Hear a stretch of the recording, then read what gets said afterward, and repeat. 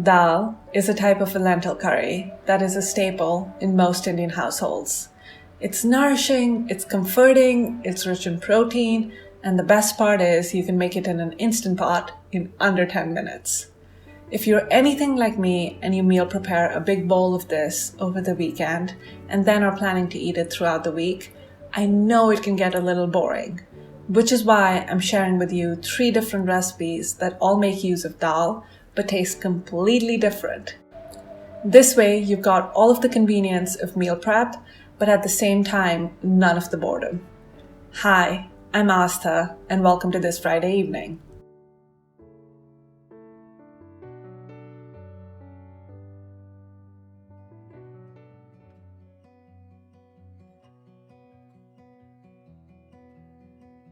To get started, you want to wash and soak the lentils. Depending on how much time you have, you can soak the lentils overnight or for just under an hour. Soaking the lentils makes them more digestible and reduces the cooking time. As you soak the lentils, you'll notice that they swell up and become softer. Before you actually cook the lentils, you want to drain the water that was used for soaking them and thoroughly give them one final rinse.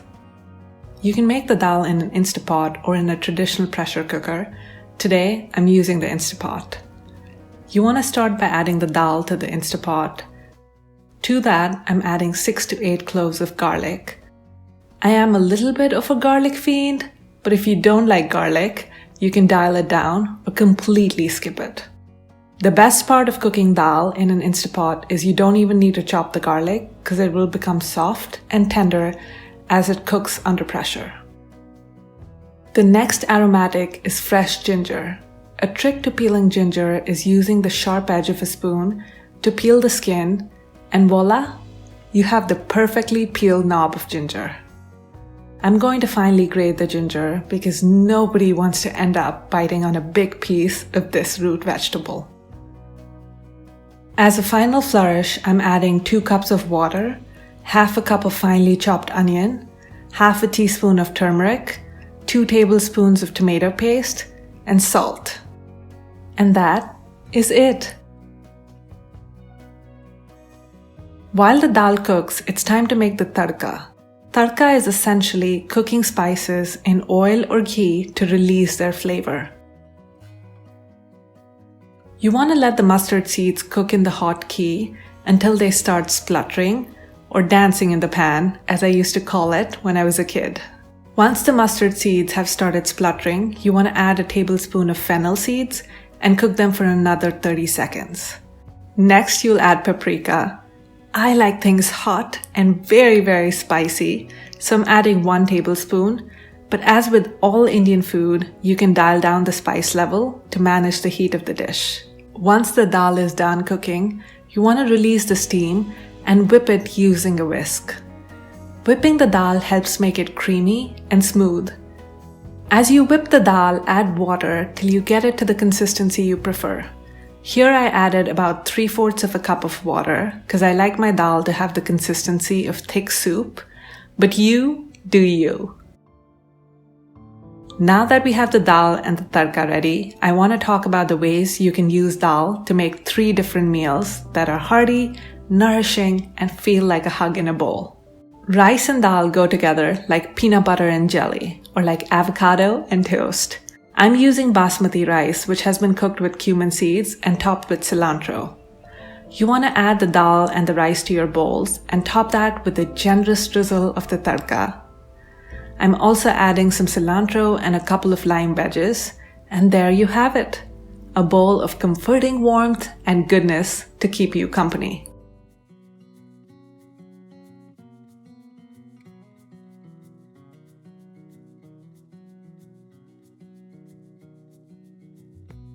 Dal makes for a great soup. If you're looking for a quick meal idea that is perfect on a busy day, this is it. As with any good soup, it's all about the toppings and crunch. Dal pairs perfectly with garlic croutons and sweet and spicy pepitas. To make the croutons, I'm taking half of a day-old baguette and cutting it into cubes. I'm transferring the cubes to a parchment-lined baking tray And next I'm adding half a teaspoon of smoked paprika, ginger, garlic powder, and oregano. For the liquid, I've got 1 tablespoon of olive oil and 1 tablespoon of maple syrup. You want to give everything a good mix and then evenly spread out the bread cubes so that they can crisp up and get crunchy.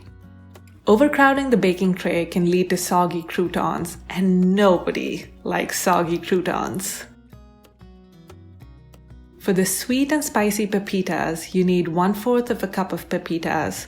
To that, you'll add 1/4 of a teaspoon of the exact same toppings: garlic and ginger powder, smoked paprika, oregano, 1 teaspoon of olive oil, and maple syrup.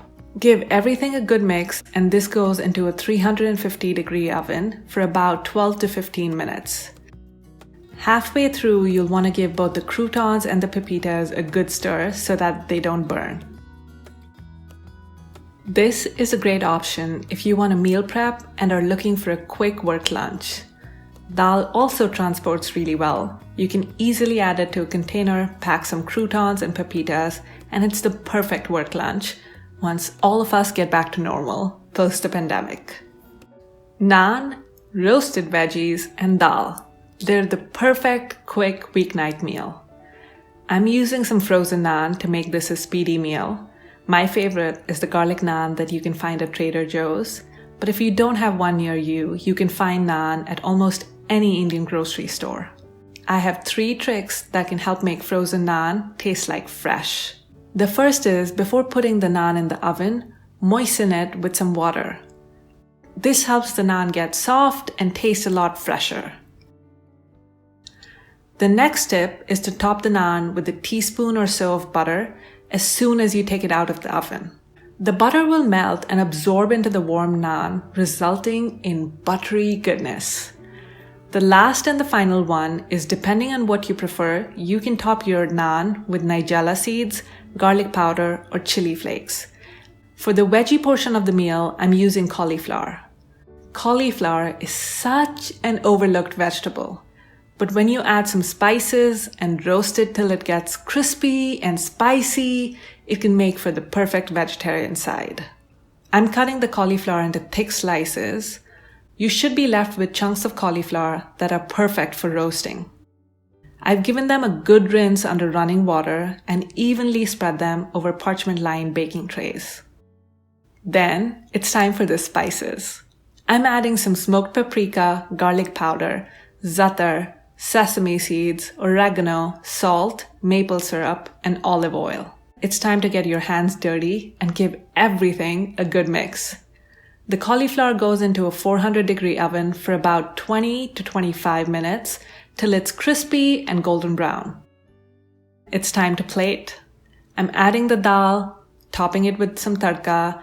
To that, I'm adding some finely chopped cilantro, the roasted cauliflower. Pair this with naan and you have the perfect, quick weeknight meal. I hope you give this recipe a try. Growing up, it was a staple on the dinner table most weeknights.